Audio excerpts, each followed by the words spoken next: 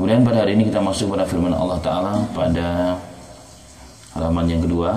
Kalau di sini syarahnya pada halaman ke-26, 26 paling bawah.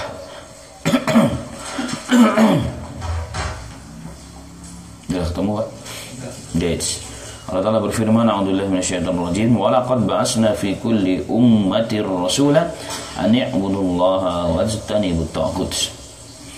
Allah Ta'ala berfirman, wa laqad ba'atsna, dan sesungguhnya telah kami utus atau kami telah mengutus fi kulli ummatin, pada setiap umat atau pada tiap-tiap umat, tiap-tiap bangsa, ani rasulan, seorang rasul. Rasulan artinya adalah seorang rasul. Ani ubudullaha wajtanibut taghut, yaitu untuk menyeru manusia untuk sembahlah kalian wahai manusia Allah Ta'ala, wajtanibut taghut, dan jauhilah oleh kalian taghut. Taghut sembahan selain Allah Subhanahu wa Ta'ala. Sekali lagi, walaqad ba'atsna fi kulli ummatin, dan sesungguhnya telah kami utus pada setiap umat seorang rasul untuk menyeru dua hal. Yani ubudullaha, untuk menyeru manusia agar mereka menyembah Allah, wajtanibut taghut, dan menjauhkan dari taghut, menjauhkan diri dari taghut. Pada dua hal ini yang juga menjadi topik bahasan kita dan pada ayat-ayat berikutnya. Baik, yang pertama, mungkin tidak ada di kitab ya, ini hanya tambahan. Ini adalah pernyataan Allah. Ini adalah pernyataan Allah, ketegasan Allah bahwa sudah menjadi sunnatullah. Sunnatullah menjadi keputusan Allah bahwa Allah mengutus seorang rasul penyeru pada setiap umat. Jadi setiap umat pasti ada penyerunya. Itu adalah janji Allah. Itu janji Allah. Jadi sudah dipastikan setiap umat pasti ada penyerunya.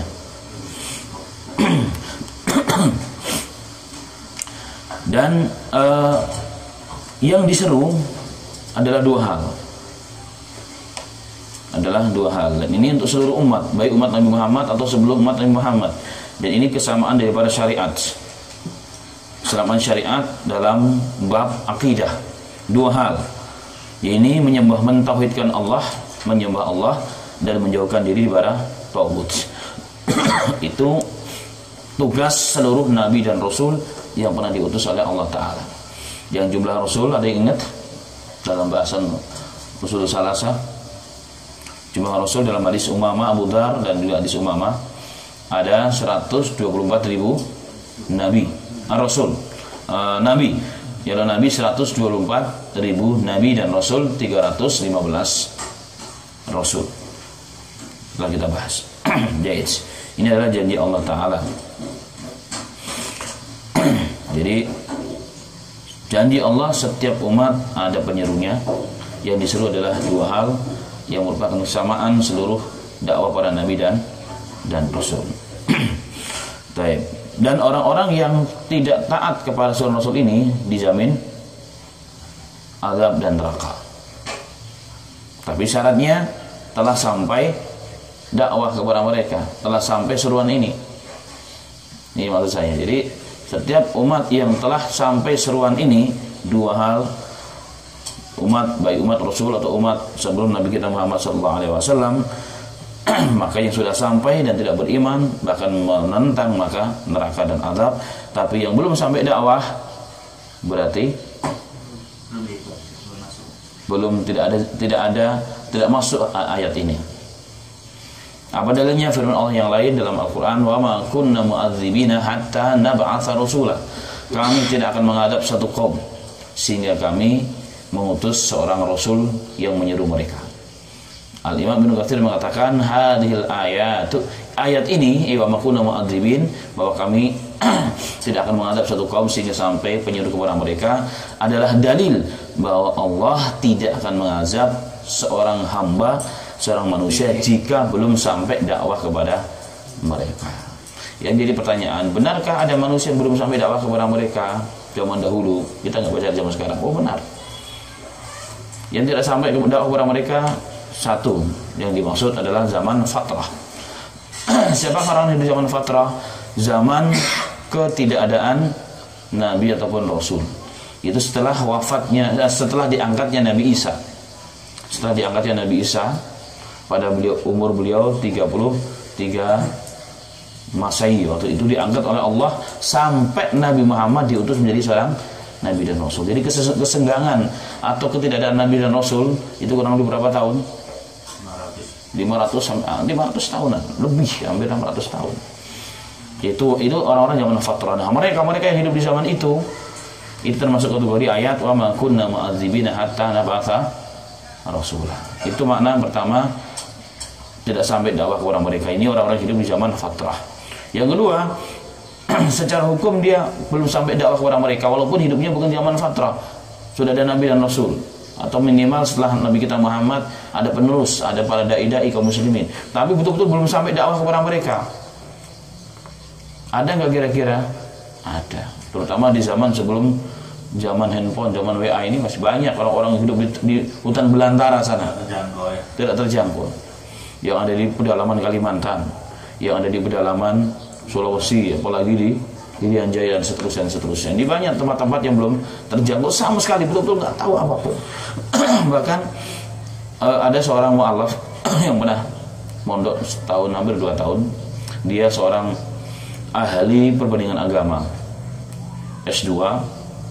Dia juga seorang pastor, dan dia juga seorang kepala suku di suku Samosir. Dia mengatakan kepada kami, Ustaz, demi Allah, dari saya sampai lahir, sampai saya menjadi besar, menjadi orang yang sudah berakal besar, tidak pernah terdengar di tempat kami berita tentang Islam itu baik. Yang ada itu Islam itu pasti jelek. Islam itu ya radikalisme, Islam itu suka mencuri, Islam itu miskin, Islam itu bodoh dan seterusnya. Itu yang kami dengar. Sehingga sampai saya keluar kota, keluar wilayah kami, baru terbuka pikiran, oh ternyata nggak seperti itu, ternyata Islam. Nah, orang-orang begini, bayangkan kalau dia mati sebelum dia sempat keluar kota, keluar kampungnya. Nah, orang-orang begini kalau memang betul-betul, memang zaman itu belum ada WA kan, itu termasuk kategori orang-orang yang memang belum nyampe dakwah yang hak kepada mereka. Wa hisabu Allah, dan bertanggung jawab Allah. Makanya dalam tafsir Ibnu Katsir beliau menuliskan dengan satu riwayat hadis yang sahih bahwa nanti pada hari kiamat ada 4 orang yang mendapat uzur di hadapan Allah. Uzur, dia tidak taat dan tidak beriman, tapi kata Allah dikasih uzur. Yang pertama adalah orang yang majnun, orang yang gila.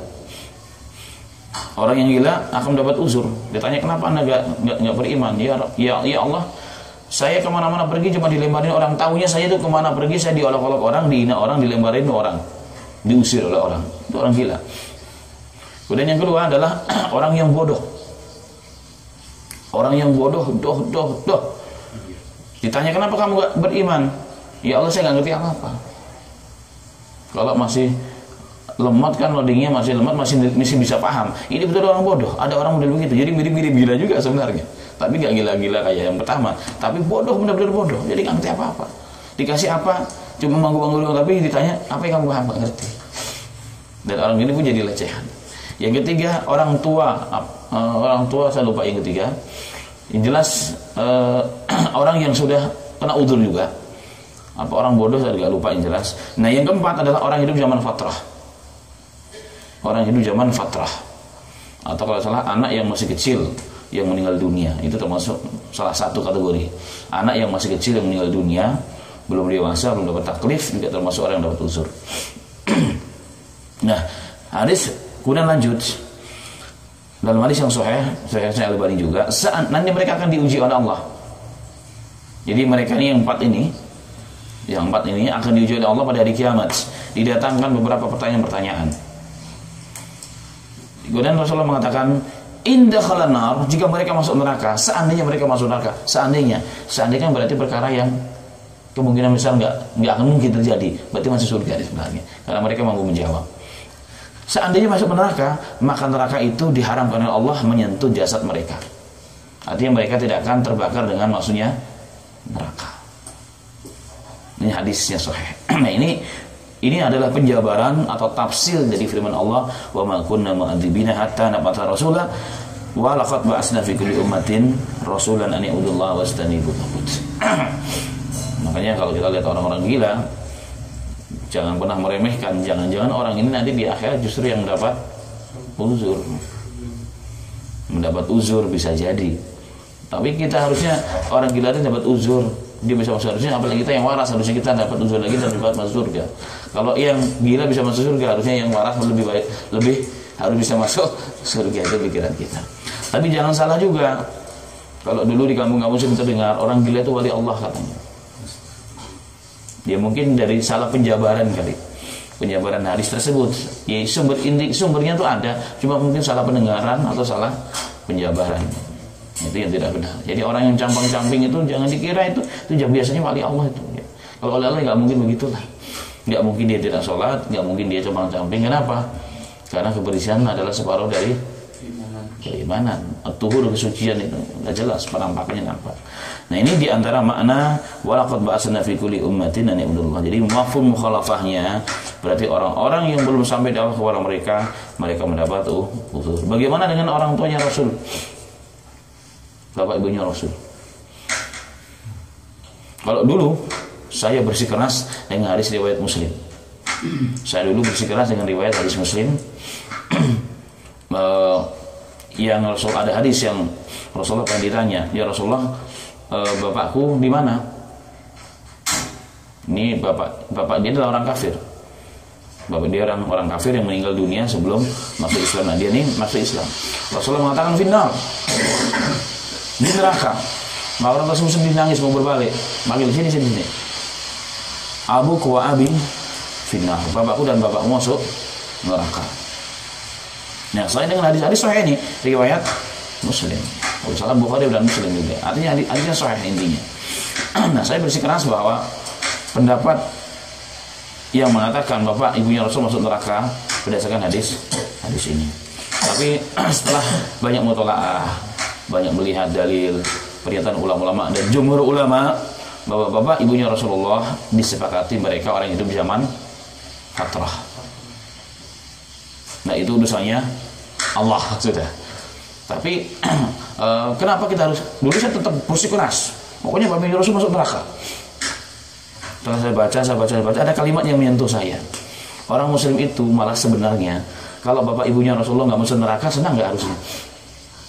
Kalau bapak ibunya Rasulullah nggak masuk neraka, senang nggak kira-kira? Hah? Senang dong. Saya cinta kepada Pak Darul. Kalau saya cinta kepada Darul, saya pasti senang. Kalau Pak Darul masuk surga, orang tuanya juga masuk surga. Itu kecintaan yang sempurna kan begitu. Nah itu yang harus ada dari kita. Ngapain kita bersikeras? Pokoknya bapak ibunya Rasul masuk neraka. Toh ada penafsiran lain, ternyata memang bapak ibunya Rasulullah, jumhur ulama ini keduanya hidup di zaman fatrah. Kalau pamannya Rasulullah yang masuk neraka, karena sudah ditawarkan dakwah, bahkan sebelum meninggal dunia pun sempat didakwahi. Nah kemudian bagaimana dengan hadis yang tadi, hadis paman tersebut, hadis bapak ibunya Rasul masuk neraka? Nah ulama mengatakan bahwa bapak dalam bahasa Arab tidak harus bapak kandung. Bapak dalam bahasa Arab bisa berarti kakek, bisa berarti paman. Karena kedudukan paman itu sama sebagaimana kedudukan bapak kita. Dan itu banyak dalilnya. Itu banyak ada dalilnya dalam bab ini. Tapi bukan bahasan kita, ini banyak sekali dalilnya. Tapi bukan bahasan kita. Intinya itu lah, kesimpulannya itu. Ini detail silakan nanti dibahas pada babnya. Baik. Kembali kepada ayat. Walaqad ba'atsna fi kulli ummatin rasul. Kami telah utus pada setiap umat itu, pada tiap-tiap umat itu seorang rasul, yakni penyeru, ani'budullaha wajtanibut taghut. Baik. Ani'budullah, untuk menyembah Allah, mentauhidkan Allah. Kemarin arti ibadah sudah dibahas ya. Jadi ani'budullah, yang menyembah Allah, apa artinya ibadah kepada Allah, kemarin sudah dibahas. Makanya kita langsung masuk kepada apa itu taghut. Wajtanibut taghut, menjauhi taghut. Menjauhi taghut. Al-Imam Allah Ta'ala sini menukilkan tentang tafsir taghut. Pertama, arti taghut itu sendiri. Taghut itu berasal dari kalimat toghian, togo. Togo itu artinya adalah melampaui batas sebenarnya. Jadi taghut itu dari kalimat togo atau toghian. Artinya apa? Mujawazatil had. Jadi melampaui batas. Sesuatu yang melampaui batas namanya Togut itu arti secara bahasa. Jadi melampaui batas itu adalah arti togut secara bahasa. Jadi apa saja. Jadi apa saja yang bermakna togut di mana togo ya. Togut di mana togo atau togoyan. Itu artinya sesuatu yang melampaui batas. Apa saja itu secara bahasa. Nah, beliau kemudian menukilkan tafsiran dari Umar bin Khattab. Tafsiran dari Umar bin Khattab radhiyallahu anhu yang mengatakan bahwa at-taghutu adalah syaitan. Jadi maksud anibudullah dan ibudawud dijauhilah tagut, dijauhilah syaitan. Syaitan itu adalah apa? Sifat. Syaitan di sini jangan diartikan manusia atau makhluk tertentu ya, tapi syaitan di sini adalah sifat. Syaitan itu secara bahasa syaitan, artinya sesuatu yang menyesatkan, sesuatu yang merusak, ifsad, sesuatu yang tidak baik, itu namanya syaitan. Sesuatu yang menghalangi kita di kebenaran adalah syaitan. Berarti kalau diterjemahkan secara bahasa atau secara umumnya, maka jauhilah, dan para nabi memerintahkan kita untuk menjauhkan sesuatu yang ini sesuatu yang bisa merusak, sesuatu yang menjauhkan kita daripada ibadah, sesuatu yang bisa menghancurkan dan seterusnya. Jadi apa saja berarti. Maka yang dimaksud syaitan di sini adalah sesuatu yang bisa menjauhkan manusia daripada Allah. Nah, kalau istri kita ternyata menjauhkan kita daripada Allah, daripada ketaatan kepada Allah, maka jauhi untuk mentarbiyahnya maksudnya. Bukan nanti harus dicalak ya, tidak, ditarbiyah. Jadi apa saja pekerjaan kita berarti. Kalau ternyata, kalau ini kembali kepada bahasa ya, kepada makna bahasa. Kalau pekerjaan kita ternyata menjauhkan kita daripada Allah, menjauhkan kita kepada Rasul, menjauhkan kita daripada ketaatan kepada Allah, ibadah, ngaji, sholat 5 waktu dan seterusnya, hati-hati. Kalau merujuk kepada perintah Allah secara umum, secara bahasa tadi adalah untuk harus dijauhi. Berarti pekerjaan kita adalah syaitan kita.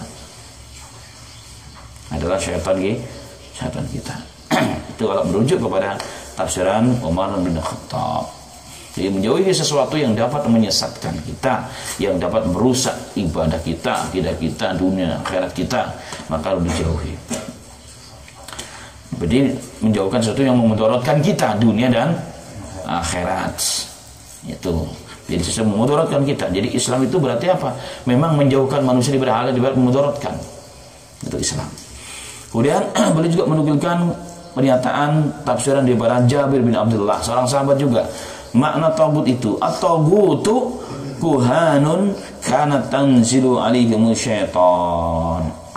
Yang dimaksud tagut oleh Jabir bin Abdullah radhiyallahu anhu adalah kuhan. Kuhan itu adalah para dukun, paranormal, orang pinter zaman sekarang itu. Kana tanzilu alaihim syaitan, yang turun kepada mereka syaitan-syaitan mengilhamkan berita dari langit tapi separuh-separuh. Jadi satu kebenaran dibumbui 1000 kedustaan. Mereka adalah togut. Mereka adalah togut. Togut itu mereka nih terutama. Jadi yang dimaksud togut yang pertama dan utama adalah para tukang dukun, karena mereka menyesatkan. Para tukang dukun termasuk tukang sihir itu sudah masuk kategori dalam paranormal dan seterusnya. Itu togut. Maka kita wajib menjauhi mereka. Kemudian kedua, asar daripada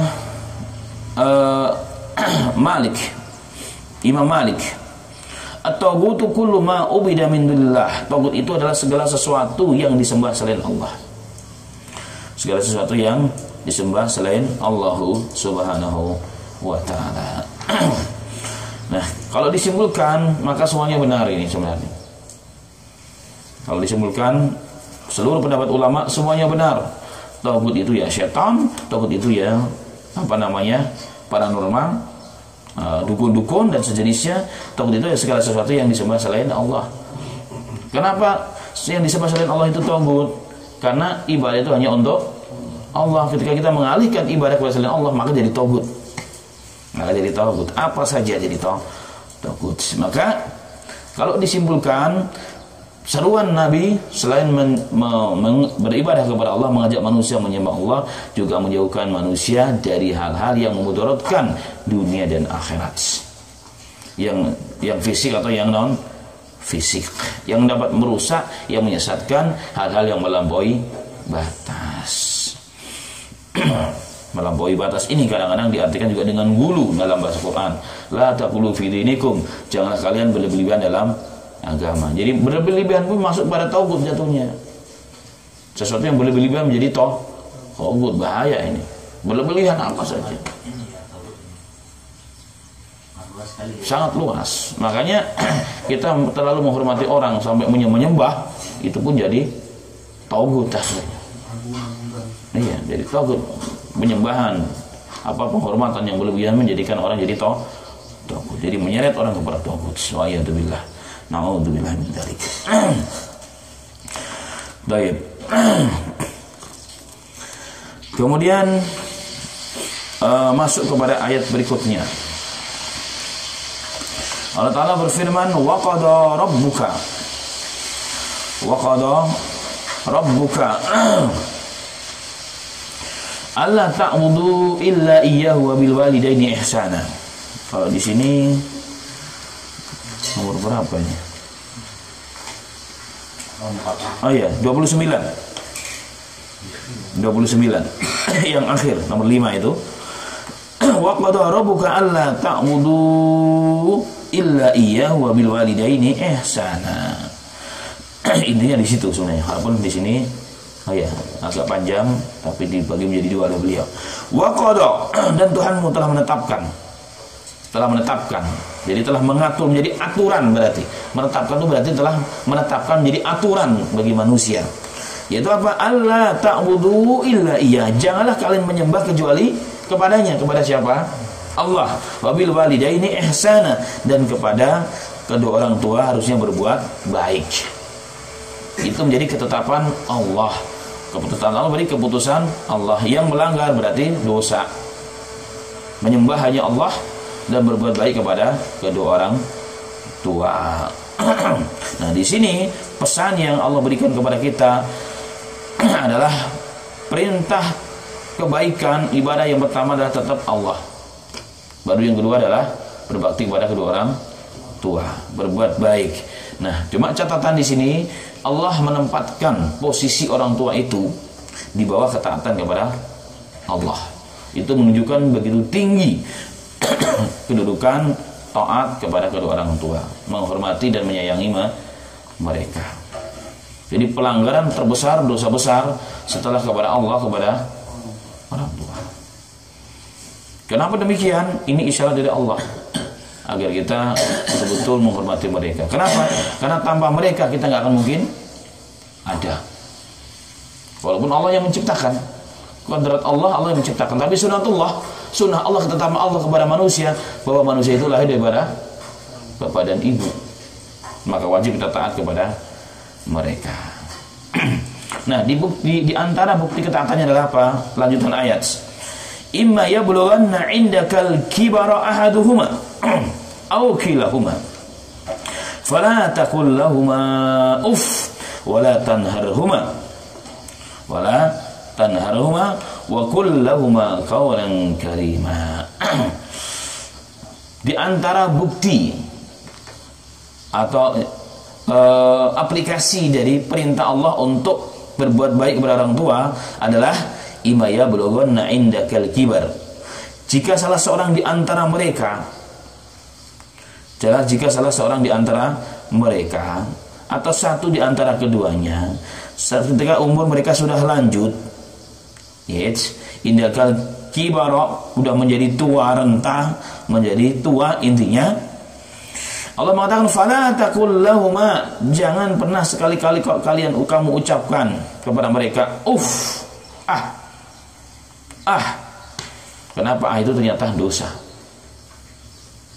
Menyanggah tidak taat, ini kan kalimat ada kayak semacam meremehkan.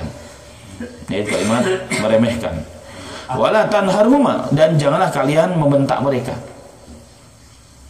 Jadi kalau orang tua dibentak oleh anak tuh kayak apa perasaannya tuh, Pak? Bapak kita aja dibentak anak kita yang masih kecil, kan belum belum dewasa, nggak paham. Kita bisa sakit hati, apalagi kita yang sudah punya anak, yang sudah jadi orang, membentak bapak ibu kita yang sudah tua. Apa nih? Udah diberitahu kok bodoh banget sih? Harusnya begini dong. Gimana tuh sakitnya, Pak? Sakitnya tuh di sini, di sini sakitnya. Ya, ternyata itu menyakitkan. Saja nggak boleh. Apalagi sampai lebih daripada itu. Ini namanya dalam ilmu tafsir larangan min adna ila a'la. Larangan dari yang rendah ke atas. Bukan berarti jorokin mereka boleh. Walaupun nggak disebutkan dalam Al-Quran. Berarti mukul mereka boleh, Bang. Atau lebih dari ini. Nggak boleh. Tapi nggak disebutkan larangan di sini. Iya, itu kita dalam Quran namanya larangan min adna, dari yang bawah ke atas. Kalau saja membentak nggak boleh, apalagi yang lebih dari itu. Haram hukumnya, dosa besar. Jadi dosa besar. Yang paling ringan ya. Jadi nggak boleh. Yang paling ringan. Paling ringan ya, yang kita anggap perkara yang masya Allah. Bapak ini sok tahu, kan sakit hati. Nah, kita mungkin orang tua kita sayang perhatian. Jangan begini nak. Bapak ini sudah tua, nggak tahu ini berita zaman modern ini. Itu jadi menyakitkan. Bapak ini, ibu ini, bapak itu udah tua, bukan zamannya lagi. Bapak ini hidup di zaman jadul, zaman modern ini serba teknologi. Bapak ini, itu udah menyakitkan hati. Maka perintah Allah adalah apa? Wa qul lahuma qawlan karimah. Dan ucapkanlah kepada mereka perkataan karimah. Bukan perkataan yang baik saja loh. Bukan perkataan yang benar. Di sini kalimatnya. Tapi bukan, Allah tidak mengatakan wa qul lahuma qawlan haq, enggak. Ini di garis bawahi. Allah tidak memerintahkan kita pada ayat ini dan katakanlah kepada mereka kalau kalian berbicara kalimat yang hak, enggak. Tapi kalimat mulia. Jadi baik itu di bawah mulia. Mulia. Maksudnya apa di sini? Berarti walaupun hak kita harus tempatkan pada tempatnya.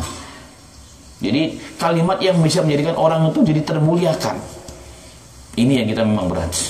Kadang-kadang kita nih sok pinter karena sudah besar, sudah punya anak, sudah punya karyawan, sudah penghasilannya masya Allah. Apalagi bapak ibu kita hidup dari kita, orang miskin dulunya. Nah ini biasanya itu sifat-sifat ini nggak dijaga. Kalau karimah itu biasanya jangan jauh. Masya Allah, sangat-sangat jauh. Wa qul lahuma qawlan karimah. Jadi kalimat yang kita ucapkan tuh orang tua pun tersanjung, termuliakan. Nah, ini harus dibiasakan dengan lemah lembut. Bukan hanya sekedar lemah lembut, bukan sekedar hak. Pokoknya yang hak ini begini Pak, yang sunnah tuh begini, ini nggak boleh, ini bid'ah, bla bla bla bla bla bla bla akhir. Itu hak memang, tapi bisa menyakitkan hati orang tua. Kita harus tahu orang tua kita ini orang hidup di zaman jadul yang sebar keterbatasan dan seterusnya. Maka di sini Allah pilih kalimat karimah, bukan hak. Karena tidak semua hak itu bisa diterima dengan mudah.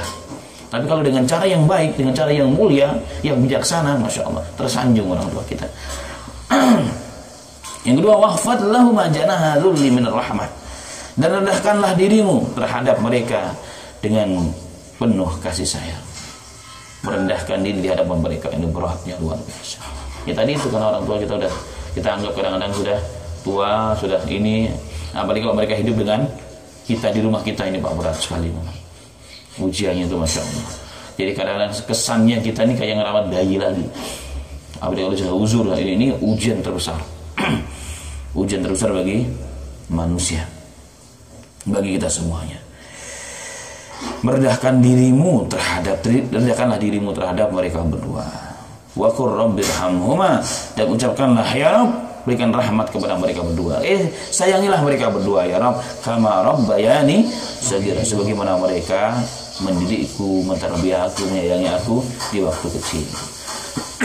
Ini kalimat luar biasa, ini perintah agama.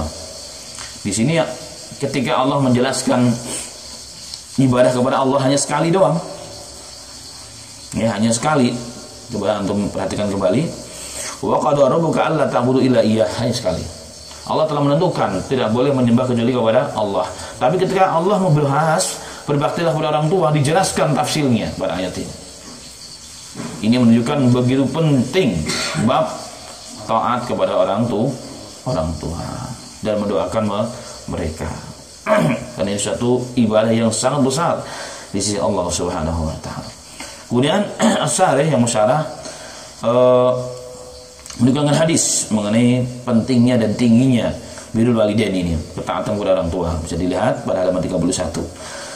Anna Rasulullah sallallahu alaihi wasallam sa'ida al-mimbar qala amin amin amin faqala ya Rasulullah ala ma amanta qala atani Jibril faqala ya Muhammad ragima anfu imri'in dhukirat indahu falam yusalli alaik qul amin wa qultu amin summa qala ragima anfu imri'in dakhala alaihi syahru ramadhana summa kharaja wa lam yughfar lahu qul amin wa qultu amin summa qala ragima anfu imri'in adraka abawaihi ahaduhuma falam yudkhilahu al-jannata qul amin faqultu amin. Allahu Akbar, ini berat sekali ini. berat.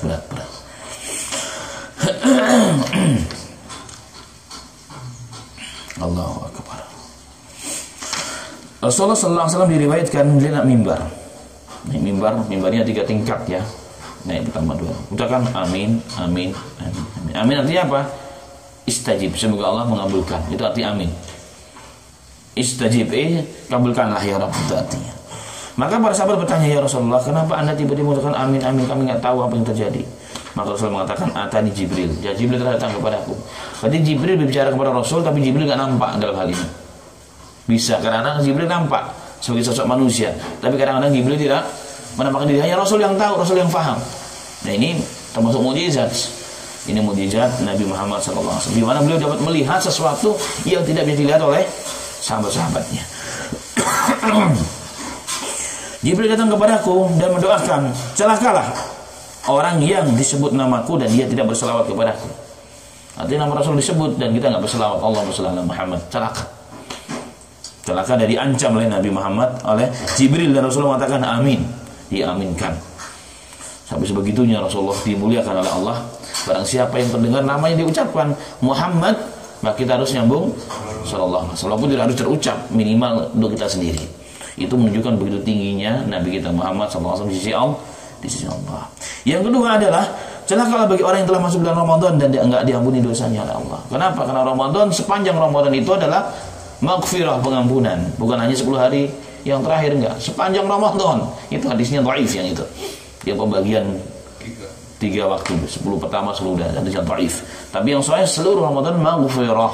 Barang siapa yang keluar Ramadan sedangkan dosanya enggak diampuni, maka celaka orang tersebut. Kesempatan ada, suasana ada, tapi enggak diampuni Allah. Berarti dia enggak mau berusaha. Yang ketiga yang sudah kita bahas adalah apa? Celakalah orang yang menjumpai kedua orang tuanya atau satu di antara keduanya dan dia enggak masuk surga. Maksudnya apa? Orang tuanya sudah tua, keduanya sudah tua, tidak menjadikan kita kesempatan berbakti, berbalas budi kepada orang tua. Kita biarin, kita cuekin, bahkan kita telantarkan dia, maka orang tersebut orang yang celaka. Rasul mengatakan apa? Amin. Sampai 2 kali, sampai sekali amin. Dan ini menunjukkan apa? Begitu tinggi berbakti kepada orang tua. Dan kesempatan masuk surga itu ternyata Allah bentangkan melalui apa? Berbakti dan taat kepada kedua orang tua. Semoga Allah berikan taufik kepada kita semuanya menjadi anak-anak yang berbakti kepada mereka. Amin ya rabbal alamin. Berat sih memang. Kalau udah punya anak, punya kesibukan, masya Allah, luar biasa. Tapi sempatkanlah diri kita untuk tetap berkomunikasi minimal dengan mereka. Kemudian juga hadis-hadis yang lain disebutkan bahwa di antara dosa-dosa besar adalah syirik kepada Allah wa uququl walidain, tidak berbakti kepada kedua orang tua. Ini menambah dalil-dalil yang diterangkan oleh Al-Imam rahimahullahu taala. Allahumma musta'an, la haula wala quwwata illa billahil aliyyil azim. Baik, kemudian kita lanjut kepada yang berikutnya. Ayat berikutnya. Ayat berikutnya halaman ke-33 pada nomor 11, nomor urut 11. Wa'budullaha wa la tusyriku bihi syai'a. Ini terkait dengan bahasan yang pertama tentang mentauhidkan Allah dan beribadah hanya kepada Allah. Allah memerintahkan dalam surat ini, ya, pada surat ini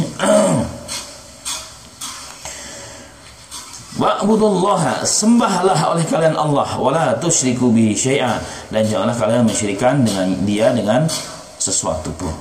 Jadi haram bagi kita mensyirikkan Allah Subhanahu wa taala. Kemudian lanjut kepada ayat berikutnya, halaman ke-34. Qul ta'alau adlu ma harrama rabbukum alaikum ala tusyriku bihi syai'a. Allah mengatakan, kul, katakanlah ya Muhammad kepada umatmu, ta'alau, marilah kemari, adlu ma harrama rabbukum alaikum, akan kubacakan apa yang telah diharamkan oleh Tuhan kalian kepada kalian. Ini apa? Alla tusyriku bihi syai'a, janganlah kalian mempersekutukan sesuatu dengan Dia, dengan Allah Subhanahu wa taala. Jadi perkara yang diharamkan, haramnya haram, dosa besar yang paling dosa adalah mensyirikkan Allah. Dan ini babnya telah dibahas sering dan sangat banyak. Jadi dosa paling besar adalah syirik kepada Allah, dan itulah dosa maksiat yang terbesar di muka bumi ini, yang dengannya jika dilakukan terus menerus dan mayoritas satu penduduk negeri melakukan dosa ini, maka ada pasti itu turun. Dosa yang paling besar, dosa berzina besar, tapi kesyirikan lebih besar. Orang menganggap itu lebih kecil, makanya orang muda berzina. Bahkan ditemukan dalam penelitian beberapa daerah di Indonesia ini, orang yang nikah itu rata-rata hanya 5% yang nikahnya tanpa zina. Saya sebutkan namanya. Di beberapa daerah sudah sampai seperti itu. Ini 4 tahun yang lalu. Jika orang dari sana, rata-rata kalau ditanya, proses nikahnya diawali dengan berzina. Akhirnya orang tuanya nggak mau, karena daripada malu di dunia, maka dinikahkan. Dan ini menjadi hal yang umum, Masya Allah, luar biasa. Ini dosa besar bukan? Dosa besar. Tetapi dia masih di bawah dosa syirik kepada Allah. kepada Allah Subhanahu wa taala. La haula wala quwwata illa billahil aliyil azim. Kemudian firman Allah yang berikutnya mirip dengan yang sebelumnya. Ini mirip dengan yang sebelumnya. Qul ta'alu adlu ma harama rabbukum 'alaikum alla tusyriku bihi syai'an wa bil walidayni ihsana. Nah, jadi lanjutan di ayat tersebut adalah wabil walidaini ihsana, dan dengan kedua orang tua berbuat baik. Ini halaman 36. Lanjutnya adalah wala taqtulu awladakum, janganlah kalian membunuh anak-anak kalian min imlaq. Janganlah kalian membunuh anak-anak kalian karena takut kemiskinan. Allah mengatakan nahnu narzuqukum wa iyyahum. Kami memberikan rezeki pada kalian dan mereka. Jangan takut. Jangan takut punya anak banyak kalau nanti enggak makan, enggak punya rezeki. Jadi intinya, di sinilah muncul kalimat banyak anak banyak rezeki. Kenapa Allah menjamin nahnu narzuqukum wa iyyahum? Akulah yang memberikan rezeki kepada kalian wahai manusia dan juga kepada mereka. Maka kalau kita KB gara-gara takut enggak punya anak, enggak bisa makan anak kita, syirik, Pak. Mungkin KB-nya boleh, tapi hukumnya syirik secara umumnya. Kenapa? Niatnya salah. Allah mengatakan nahnu narzuquhum, kami berikan rezeki kepada kalian wa iyyahum dan mereka. Tapi kalau KB dengan cara yang benar, niatnya adalah untuk mengatur kelahiran, itu dibolehkan. Dua hal yang berbeda. Takut anak banyak nggak bisa makan, hidup susah Pak Ustaz sekarang. Susah banget, apalagi zaman sekarang ini ganti presiden lah. Begitu. Takut gara-gara nggak bisa makan, syirik kita. Karena Allah mengatakan nahnu narzuqukum, kami berikan rezeki kepada kalian wa iya. Tuh, luar biasa. Maka nggak boleh bunuh. Apalagi membunuh anak. Ini dosa besar. Membunuh anak ada dua maknanya. Setelah lahir dibunuh, di zaman jahiliyah, hidup-hidup dipendam atau dibunuh supaya mati, atau membunuh sebelum lahir. Bunuh setelah lahir terbagi menjadi dua. Setelah 4 bulan dan sebelum 4 bulan. Setelah 4 bulan dosa ittifaq ulama. Dosa ittifaq ulama itu dengan udzur syar'i. Uzur yang sangat syar'i. Itu dibolehkan dengan catatan. Jadi membunuh anak karena sebab, contoh karena membahayakan ibunya. Kalau Imam Syafi'i mengatakan demi untuk menjaga hidup ibunya dari membunuh anak, dosanya dua-duanya dosa. Sebenarnya iya, nggak boleh dua-duanya, tetapi lebih mana? Lebih baik hidup yang mana? Bapaknya, anaknya atau ibunya? Kita kan disuruh milih berarti. Nah, di sini alasan ulama boleh membunuh anak demi ibunya. Kenapa? Kalau ibunya mati, anaknya lahir hidup, nggak terjamin. Karena yang pertama dan utama yang bisa menjadi sebab hidupnya anak adalah ibu, menyusui dan seterusnya. Tapi kalau ibunya yang hidup, anaknya mati, kalaupun anaknya mati bisa buat lagi, insya Allah dengan izin Allah Ta'ala. Jadi di situ maka dorornya lebih banyak kalau hanya ibunya yang mati, anaknya yang hidup, dorornya lebih banyak, maka dibalik. Nah, kalau itulah ulama, sebagian ulama memang nggak ittifaq, tapi jumhur ulama membolehkan hal tersebut, termasuk a'immah kita di Al-Bukhari, kecuali Imam Syafi'i itu nggak boleh. Nah, itu kenapa dokter mengatakan ini anak kalau nggak dibunuh bisa ibunya meninggal dunia sebab penyakit yang luar biasa bisa terjadi, atau anaknya mungkin parah, cacat dan sebagainya, nggak sempurna dan sebagainya, ada hal-hal yang luar biasa, maka di hidup pun juga susah, maka boleh. Dan catatan dokter, terutama yang psikot yang dapat dipercaya. Tapi kalau tidak, dosa besar. Nah, bagaimana kalau membunuh anak yang belum 4 bulan? Karena 4 bulan sudah jadi anak. Kalau dia pun keguguran, setelah 4 bulan disunahkan ngasih nama, boleh disolatkan, nggak ada masalah, nggak perlu dimandikan kalau nggak bisa, cukup dibungkus saja. Karena dia masih terbungkus. Pernah saya nyolatin bungkus bayi yang baru 4 bulan keguguran, jadi masih, maaf, kayak tikus yang terbungkus dengan, bukan terbungkus dengan apa namanya tuh, hari-harinya, bukan hari-hari, ketuban, bertemu dengan ketuban. Nah, membunuh anak sebelum 4 bulan itu juga dosa, tapi dosanya tidak seperti yang pertama. Bagaimana kalau 40 hari yang kedua masih dalam bentuk darah, juga sama. Bagaimana dengan yang baru pertama, baru 40 hari yang pertama, juga kalau nggak ada darurat yang sangat, juga tetap haram hukumnya. Karena benih yang ditanam itu punya hak untuk hidup di masa depan. Catatannya. Jadi di sini hukum KB itu dibahas dalam kalimat wala taqtulu auladakum min imlaq. Janganlah membunuh anak-anak kalian karena takut kalian miskin, nggak bisa makan. Baik. Wala taqrabu fawahisha ma dhahara minha wa ma batan. Janganlah kalian mendekati fawahish. Fawahish itu adalah perbuatan yang keji. Perbuatan yang keji. Ma dhahara, apa yang nampak dan yang tidak nampak. Yang nampak jelas perbuatan keji itu banyak. Yang tidak nampak, apa yang tidak nampak? Tidak nampak dilihat orang atau tidak nampak dalam pikiran kita. Ini dulunya tidak diperbolehkan dalam syariat agama. Kemudian lanjutannya adalah wala taqtulu nafsal lati haramallahu illa bil haqq. Dan janganlah kalian membunuh seorang jiwa. Janganlah kalian membunuh seorang jiwa.